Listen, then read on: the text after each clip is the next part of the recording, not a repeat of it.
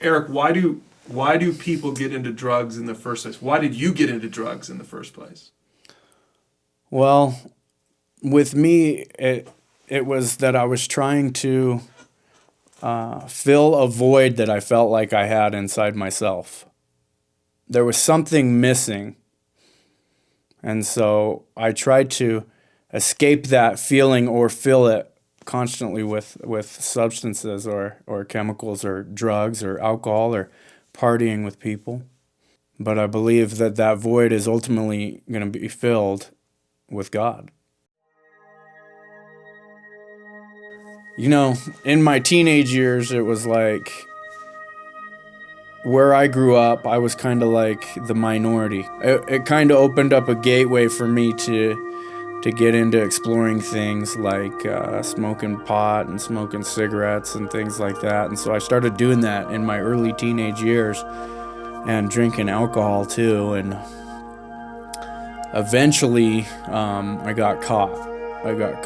And I was put in an intensive outpatient treatment where the 12 steps of recovery was a huge part of it. And I did that for 18 months, and I stayed clean for quite a while. But then I kind of went back to my old ways of doing things. I didn't really seek God, and I was living for myself. And that led me down this path of trying to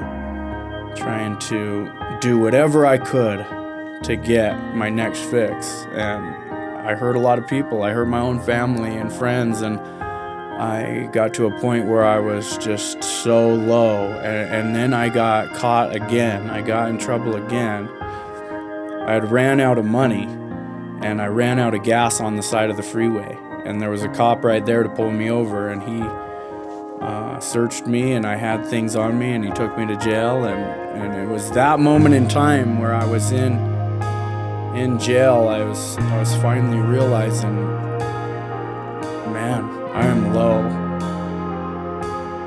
And then I got to a place where I got to have a Bible inside jail, and I just started studying it and reading books that helped me study it.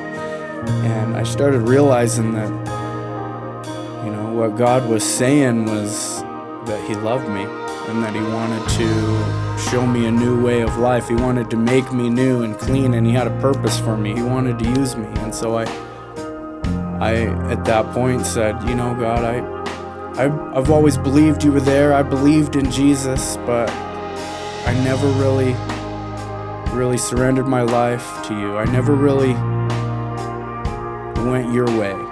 I just made this decision to tell God, you know, use me for whatever You want. I trust You with my life. Whatever You want to do with my life, do it. Can my story help other people? Then let me get out there and share it with people.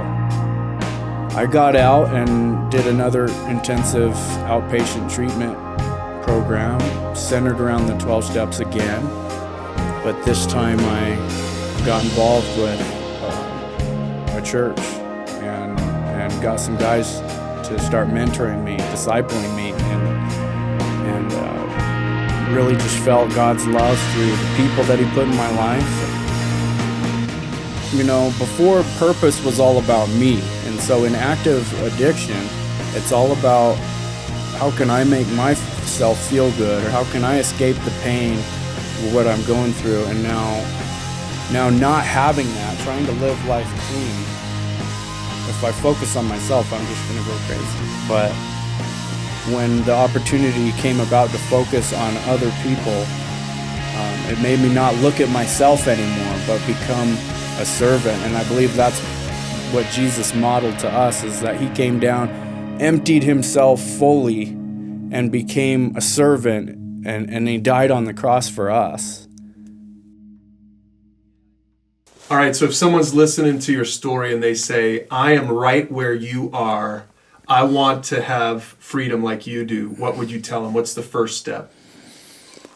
Well, I would first ask them, are they ready to try whatever it takes to get clean, to start your recovery? And if you are, then I would encourage you to find someone that you trust, a mentor, someone at a local church, and start this series called Steps to Recovery, where you can have meaningful conversations about addiction and how you're going to recover, and then you can start on your road to freedom.